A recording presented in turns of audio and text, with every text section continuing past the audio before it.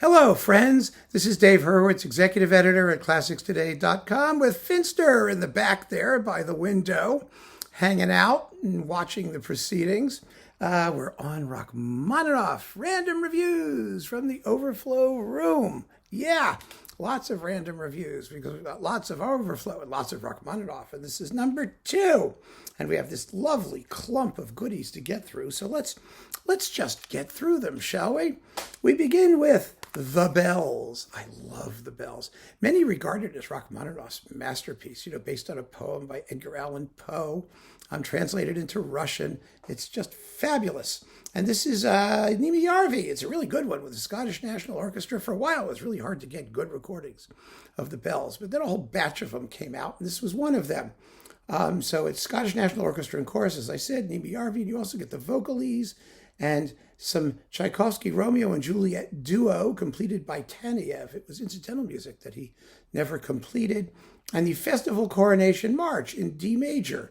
So all kinds of fun stuff. The soloists are Suzanne Murphy, Keith Lewis, and David Wilson Johnson. And it's a barn burner. Oh, gosh, yes. I love The Bells. It's so much fun. Rachmaninoff Preludes, Opus 23 and 32 with Vladimir Ashkenazy, along with the Prelude in C-sharp minor. Fabulous. I mean, he was a great Rachmaninoff pianist. These are marvelous performances. I'm going to hold this down so you can watch Finster back there. I know she interests you far more than the music or me or anything I can say or do. On Decca Legends, and these are first-class performances from 1974 and 1975. After that, we had Rachmaninoff Piano Concertos 2 and 3, also with Ashkenazy. Now, he did these things 3 or 4 times each. As you may know, these are the earlier ones, with the Moscow Philharmonic and Kirill Kondrashin, and the London Symphony in number 3 with Anatole Fistulari. And many regard these as his finest recordings of those works. Although for the third, there's also the one on RCA with Eugene Ormandy, which is marvelous as well. But this is very, very good stuff. Really, really hot stuff, and it shows what was so exciting about Ashkenazy when he was young. He redid the whole cycle, of course, with Andrei Previn in the LSO. Then he did it again with Haitink in the Concertgebouw.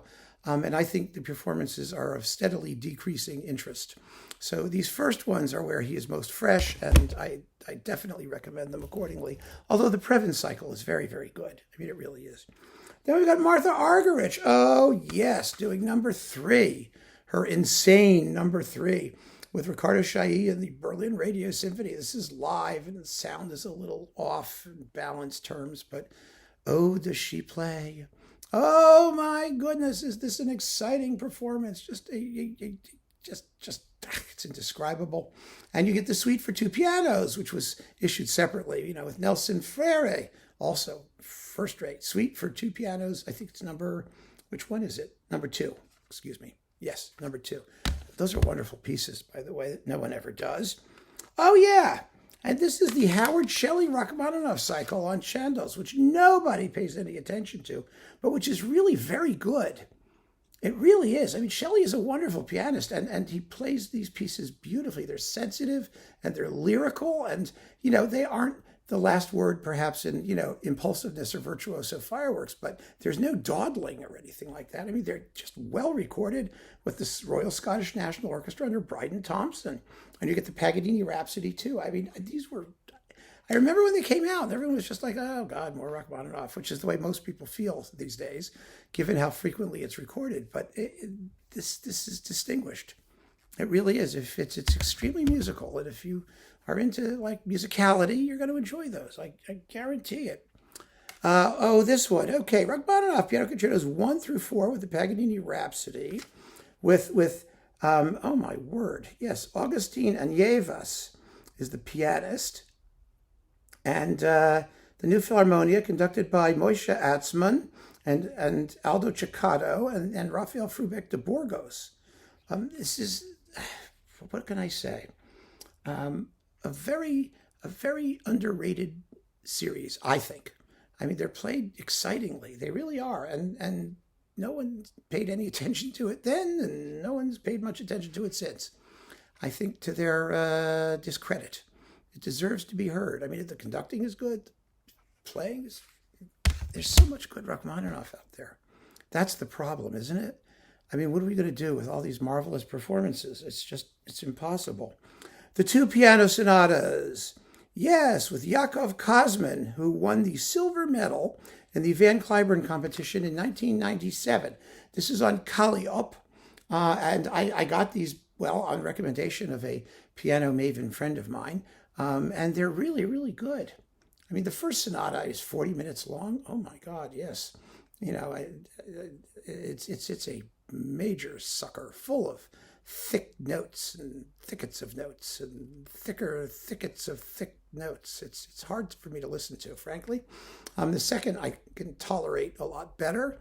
I don't think either of them, frankly, are Rachmaninoff's better works. I don't.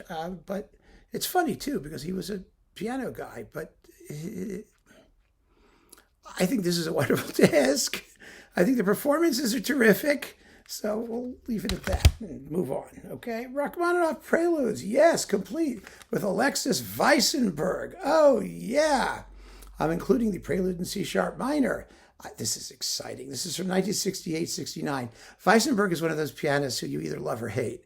You know, he excites all kinds of conflicting opinions because he was really a slash and burn type pianist. I don't know if that means anything, but you know, he wasn't one for nuance or great subtleties. You know, he just played really hard. And I think this music benefits from that. So I love this performance of the Preludes. I mean, it's a famous recording for its excitement and take no prisoners virtuoso technique. And then at last we have the Vespers, of which I have 4,000 billion trillion recordings. I love the Vespers. This is one of the great choral works in the history of the universe with the chord and singers under Matthew Best on Hyperion. It's not a Russian choir, but Best and the chord and singers were wonderful. I mean, if they could do all like the Bruckner stuff as well as they did, they can certainly do this. And they do. It's a beautiful performance of the Vespers, but there are many others, and this cannot possibly be your only one, or two, or three, or 4 or 5. So keep on listening, friends. Thanks for joining me. Take care.